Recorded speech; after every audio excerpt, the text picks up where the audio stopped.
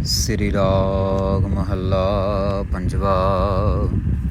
घड़ी मोहत का पाहुणा काज सवारण हार।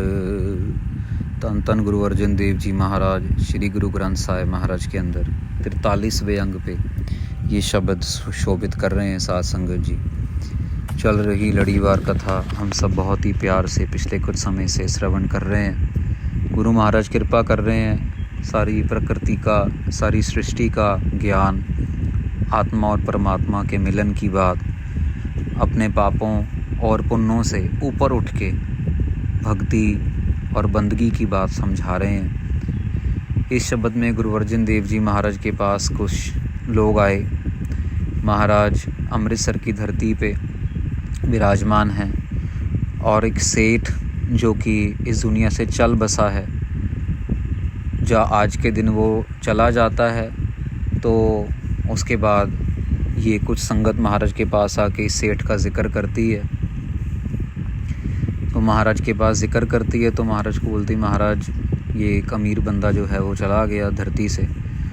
तो महाराज उसके प्रति ये शब्द उच्चारण करते हैं, या उनके लिए जो अमीर तो नज़र आते हैं, लेकिन बाहर से अमीर नज़र आते हैं लेकिन मन में बहुत गरीब हैं, तो उनका क्या हाल होता है, क्या बनता है, कैसे बनता है, ये सब महाराज आज के शब्द में बहुत प्यार से समझा रहे हैं। आओ श्रवण करते हैं। घड़ी मोहत का पाहुणा काज सवारण हार।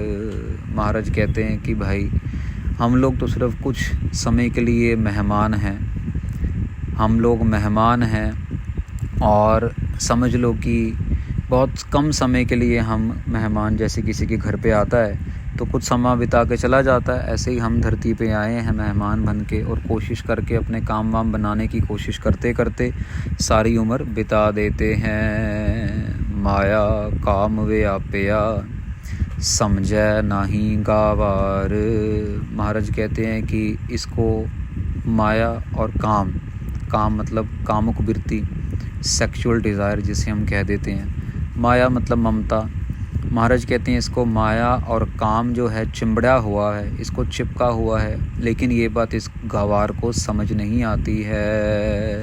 ये जो साहूकार मरा है ये उसके लिए भी बात बता रहे हैं। उठ चलिया पछताया परया वस जंदार। फिर जब जमदूत के बस पड़ जाता है, जमदूत आता है लेने के लिए, उठ के इसको जाना पड़ता है, तब इसको पछतावा होता है कि मैंने तो सही काम किया ही नहीं। अंधे तू बैठा कंधी पाहे। महाराज कहते हैं ओ अंधे, पता है तू कहाँ बैठा हुआ है? तू वहाँ बैठा हुआ है जहाँ पे ये समझ लो कि जैसे एक साध संगत जी नदी का बांध होता है ना, जो बस टूटने ही वाला है, जो टूटा हुआ बांध होता है कि पानी के बहाव से कभी भी नीचे गिर जाएगा, तो उसके ऊपर बैठा हुआ है। जे होवी पूरब लिखया ता गुर का बचन कमाहे रहाओ। महाराज कहते हैं अगर पूरब कर्मों की वजह से परालब्ध में लिखा होगा, तूने कोई अच्छे कर्म पुराने किए होंगे, तेरे अंतिश कर्मों में कुछ अच्छा लिखा होगा, तभी जाके तेरे को गुरु का वचन जो है वो कमाने का मौका मिलेगा, गुरबाणी पढ़ने का मौका मिलेगा, गुरबाणी सुनने का मौका मिलेगा। नहीं तो एक ऐसी कच्ची दीवार के ऊपर बैठा हुआ है जो अभी गिरी और अभी गिरी, पानी का बहाव आते ही गिर जाएगी। रहाओ विश्राम देते हैं। हरी नाही नह डडुरी पक्की वड्डणहार।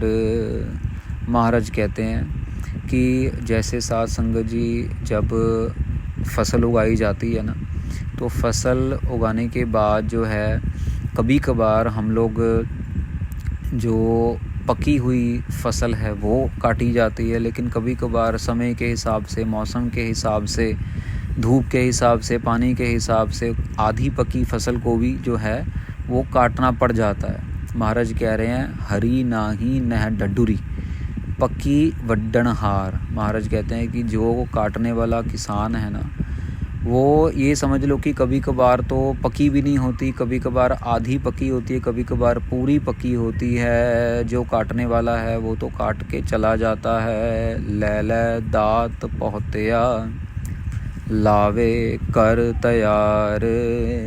महाराज कहते हैं कि दाती जो होती है ना, जैसे जिससे पकड़ते हैं दाती, जिससे हम कहते हो कि फसल उगाते हैं या बीज बोते हैं, तो महाराज कहते हैं कि वो बीज बोया जाता है दाती से, और फिर जाके वो जो है लावे कर तैयार, दाती से पहले लगाने के बाद, फिर उसके बाद उसको कह लो कि तैयार करने के बाद जो भी उसमें पेस्टिसाइड वीडीसाइड डाला जाता है, उसके बाद लैले दात पहुँचया, लावे कर तैयार, फिर वो जो बीज बोने वाला है वो तैयार होती है जो फसल है। जा हुआ हुक्म किरसान दा ता लुण मिटिया खेतार, फिर जब किसान जो है साथ संग जब जिसकी ज़मीन है जिसके नाम पे, देखो आम तौर पे स्ट्रक्चर क्या है कि ज़मीन ज़मींदार की है, वो कुछ लोग कह लो किराए पे लेते हैं मज़दूर, जो कि किसान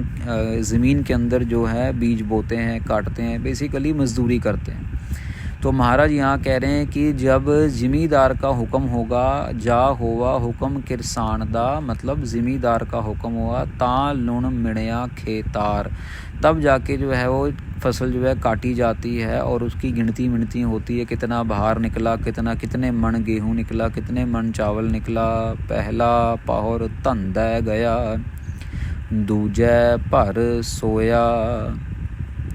महाराज अभी यहाँ पे क्या है साध संगत जी, यहाँ पे पहरे की बात कर रहे हैं कि पहले पहर जो है कि क्या है कि पहले तो हम रात भर देखते रहते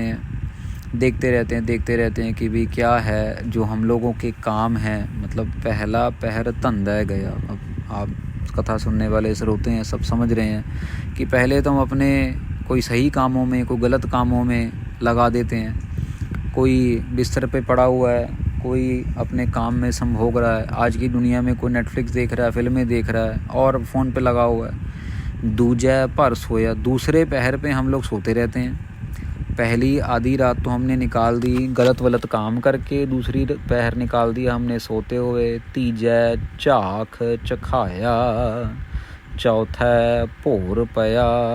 महाराज कहते हैं कि तीसरे में फिर बात करके यहाँ की बात वहाँ की बात यहाँ की, नहीं, ये करते करते तीसरा पहर निकाल देते हैं और चौथा पहर जो है वहाँ पे मौत आ जाती है। अब ये समझ लीजिए महाराज ने ये दिन के हिसाब से भी बताया, और महाराज ने जो हमारी 4 अवस्थाएं हैं, जब हम पैदा होते हैं, बच्चे होते हैं, हम जवान होते हैं, फिर उसके बाद हम बूढ़े होके मर जाते हैं, महाराज ये वो 4 अवस्थाएं भी हमारी बता रहे हैं कि हम लोग कैसे कैसे जी रहे हैं और कब हमारी मौत आ जाएगी। कद ही चेतना आयो जिन जियो पिंड दिया, उसकी हमें याद ही नहीं आती जिसने हमें शरीर दिया, जिसने हमें ये आत्मा दी, जिसने हमारा ये मन बनाया। अब जो देखो साहूकार जो मरा है ना, ये उसके बाबत भी कह रहे हैं महाराज की देखो सारा दिन उसने ये काम करते करते निकाल दिया, रात को वो गलत काम करता था, अपनी फसल जो है उसने सही तरीके से काटी नहीं, जो श्वास उसको मिले थे उसने बीज अच्छा बोया नहीं।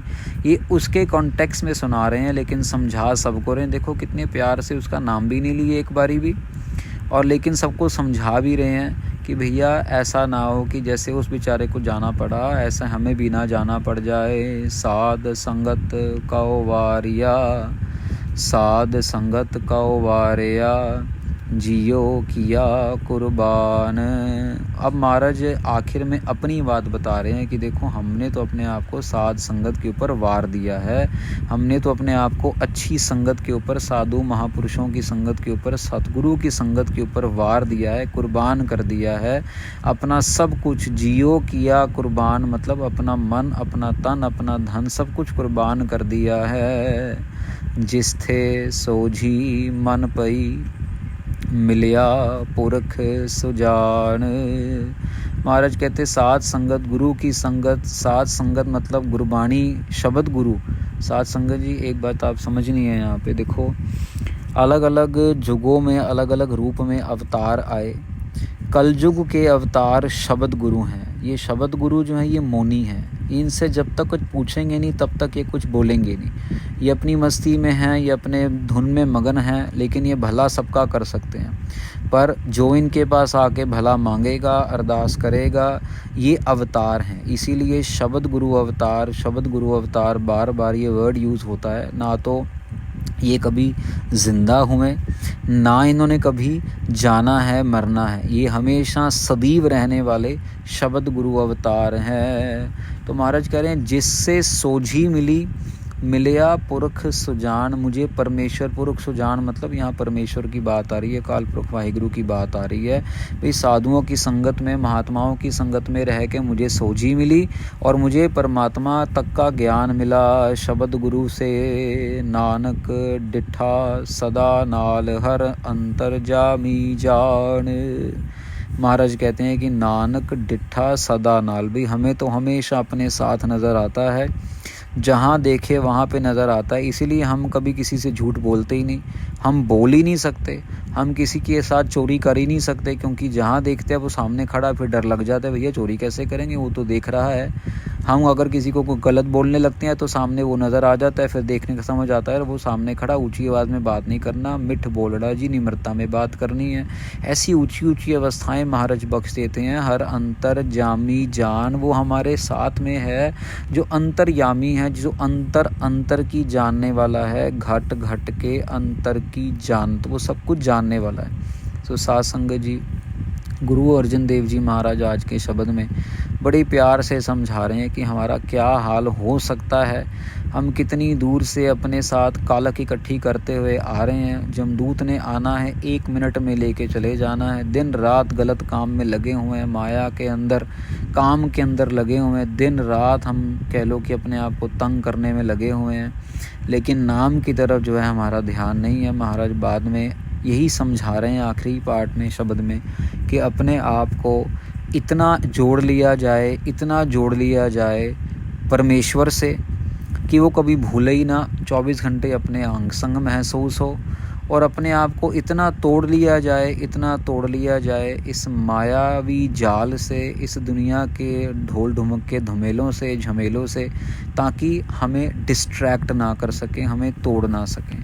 तो साथ संगत जी, ये 43वें अंग पे गुरु महाराज का दूसरा शब्द, कल 43वें अंग के तीसरे शब्द के विचार के साथ हम हाजिर होंगे।